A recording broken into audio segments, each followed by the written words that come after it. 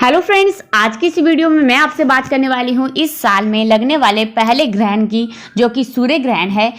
ये 30 अप्रैल की मध्य रात्रि को लगने वाला है। बेसिकली ये सूर्य ग्रहण 1 मई को लगेगा, क्योंकि रात को 12 बजे से ही 1 मई स्टार्ट हो जाएगा, इसलिए माना जा रहा है कि 1 मई को ये सूर्य ग्रहण लगेगा। तो आज इस वीडियो में आपको इस सूर्य ग्रहण की पूरी बातें मैं बताऊंगी कि क्या ये सूर्य ग्रहण भारत में लग रहा है या नहीं, भारत में सूर्य ग्रहण की क्या टाइमिंग होगी, सूतक लगेगा या नहीं लगेगा, गर्भवती महिलाएं क्या सावधानियां रखें, अगर गर्भवती महिलाएं सावधानियां नहीं रखें तो क्या हो सकता है। तो फ्रेंड्स, अगर आपकी भी प्रेगनेंसी चल रही है, चाहे आप प्रेगनेंसी के किसी भी मंथ में हैं, तो इस वीडियो को पूरा देखें। और चैनल पर पहली बार हैं तो चैनल को सब्सक्राइब करके पास बनी बेल आइकन को भी प्रेस कर दें। और वीडियो अगर आपको हेल्पफुल लगे तो वीडियो को लाइक और शेयर भी जरूर करें। और अगर ग्रहण से रिलेटेड आपके दिमाग में कोई भी क्वेरी है तो नीचे कमेंट जरूर करें।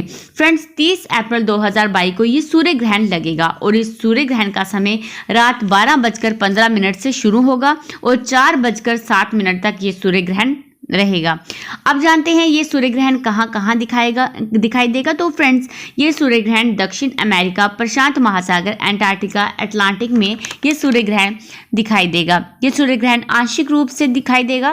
पहले बताया जा रहा था कि ये सूर्य ग्रहण पूर्ण सूर्य ग्रहण के रूप में दिखाई देगा, लेकिन अब बताया जा रहा है कि ये सूर्य ग्रहण जो है वो आंशिक रूप में दिखाई देगा। और ये सूर्य ग्रहण भारत में दिखाई दे रहा है या नहीं दिखाई दे रहा है, अब ये जानते हैं। दोस्तों, ये सूर्य ग्रहण भारत में दिखाई नहीं दे रहा है। आप ध्यान से सुन लीजिए कि ये सूर्य ग्रहण भारत में किसी भी रूप में दिखाई नहीं दे रहा है, ना कि आंशिक रूप में, ना ही पूर्ण सूर्य ग्रहण के रूप में। ऐसा इसलिए क्योंकि जिस समय ये ग्रहण है उस समय भारत में रात्रि का समय है और रात्रि के समय में सूर्य का जो है वो उदय किसी भी प्रकार से नहीं होता है, सूर्य नहीं दिखाई देता है। इसलिए माना जाता है कि ये ग्रहण भारत में दिखाई नहीं दे रहा है। इसलिए इस ग्रहण का सूतक मान्य नहीं होगा। जहां गर्भवती महिलाओं को इस बात की राहत है कि सूतक के समय गर्भवती महिलाओं को सावधानियां नहीं रखनी है। सूर्य ग्रहण से पहले का जो समय है उसमें गर्भवती महिलाओं को कोई भी नियम पालन करने की जरूरत नहीं होगी। अब बात आती है सूर्य ग्रहण के समय गर्भवती महिलाओं को नियमों का पालन करना है या नहीं। तो फ्रेंड्स, अगर आप बिल्कुल स्वस्थ हैं, हेल्दी हैं, आपकी प्रेगनेंसी काफ़ी हेल्दी है, तो आप सूर्य ग्रहण के नियमों का पालन जरूर करें, फिर चाहे वो ग्रहण भारत में दिखाई दे या फिर नहीं। ऐसा इसलिए ज्योतिष शास्त्रों के अनुसार बोला जाता है ब्रह्मांड एक है और पूरे ब्रह्मांड में एक ही सूर्य है। इसलिए अगर सूर्य में ग्रहण लगेगा तो भारत में भी इसका असर होगा। खास करके गर्भवती महिलाओं के लिए बोला जाता है। हमारे घर के बड़े बुजुर्ग भी हमें यही बोलते हैं, क्योंकि जब मैं प्रेग्नेंट थी तो कुछ ग्रहण भारत में थे और कुछ नहीं थे, तो भी मैंने नियमों का पालन किया था। दोस्तों, ये ग्रहण पूर्ण रूप का ग्रहण नहीं है, ये आंशिक सूर्य ग्रहण है जिसमें चंद्रमा सूर्य को या उसके आधे हिस्से को ढक देता है। ये सूर्य ग्रहण शनिवार के दिन लग रहा है और इस दिन अमावस्या भी है, इसलिए इस ग्रहण को शनिचरी अमावस्या भी बोला जा रहा है। अब जैसे ये ग्रहण रात को 12:15 में लगेगा रात को और 4:07 में ये ग्रहण समाप्त हो जाएगा। तो बेसिकली ये 1 मई को लगेगा। तो इस समय तक गर्भवती महिलाएं सो चुकी होती हैं। ये जो समय होता है इस समय सब गर्भवती महिलाएं खाना बना भी लिया होता है और खा भी लिया होता है। इसलिए सूर्य ग्रहण में आपके सब नियमों का पालन हो जाएगा, इसमें कोई भी चिंता करने की आपको ज़रूरत ही नहीं है।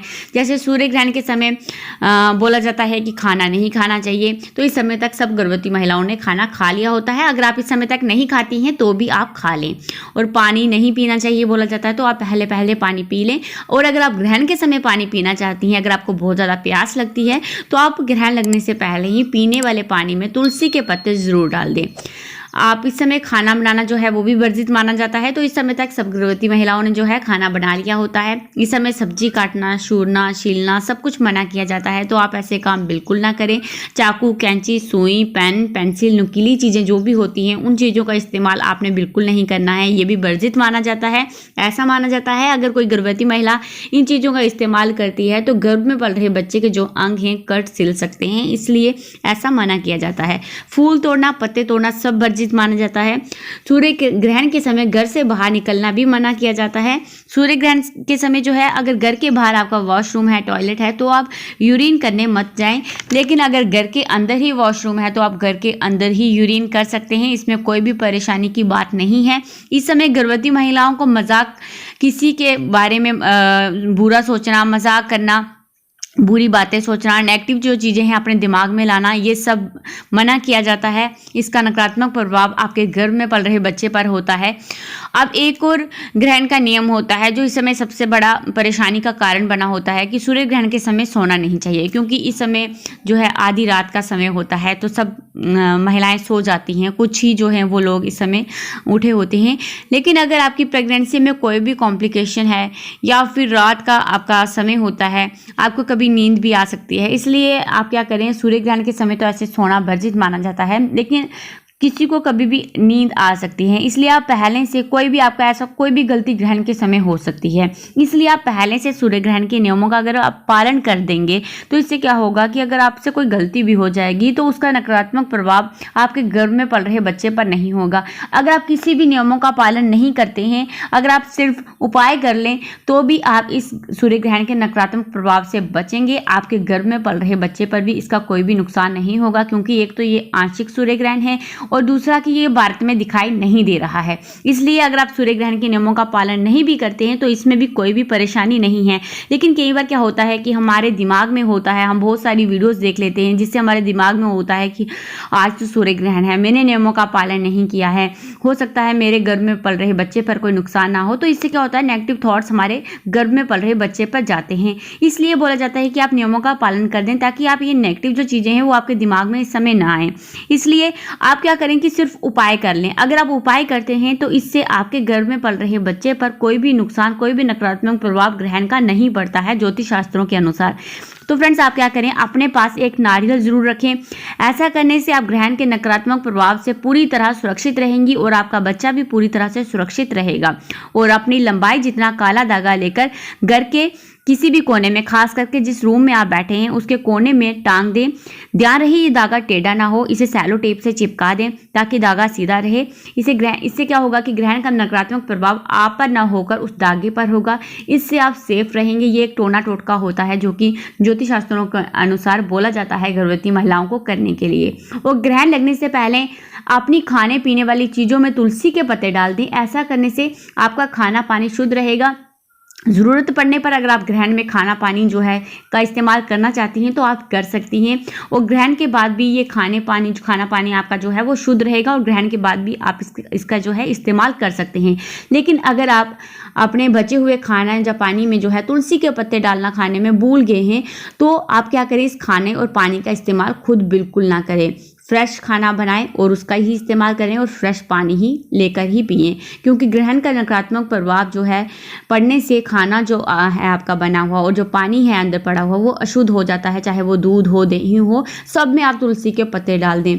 अगर तुलसी के पत्ते आप ना हो आपके पास तो इससे क्या होता है, अगर आप तुलसी के पत्ते डालना भूल गए हैं और इस खाना पानी का इस्तेमाल आपने कर लिया है तो इससे क्या होता है कि गर्भवती महिलाओं को बीमार होने की प्रॉब्लम हो सकती है, क्योंकि ये खाना अशुद्ध हो जाता है। ठीक है, तो फ्रेंड्स, आप ये सब नियमों का पालन करें और इतना ज़रूरी भी नहीं है। अगर आप नहीं करना चाहती हैं तो नहीं करें। मैं बस आपको इतना बोलूँगी, अगर आपने ग्रहण के नियमों का पालन नहीं किया है, ठीक है, तो अगर नहीं किया है तो इससे आपके दिमाग में नेगेटिव थॉट्स नहीं आने चाहिए कि मैंने ग्रहण के नियमों का पालन नहीं किया है, इससे मेरे गर्भ में पल रहे बच्चे पर नुकसान होगा। जब मुझ पर होगा तो इस बात को भी आप छोड़ दें। अगर आप ऐसी बातें सोचना चाहते हैं, अगर आपको ऐसे लगता है कि ऐसी बातें आपके दिमाग में आएंगी ग्रहण के बाद, तो इससे पहले ही आप कुछ उपाय कर लें और साथ ही में ग्रहण के नियमों का भी आप पालन कर लें।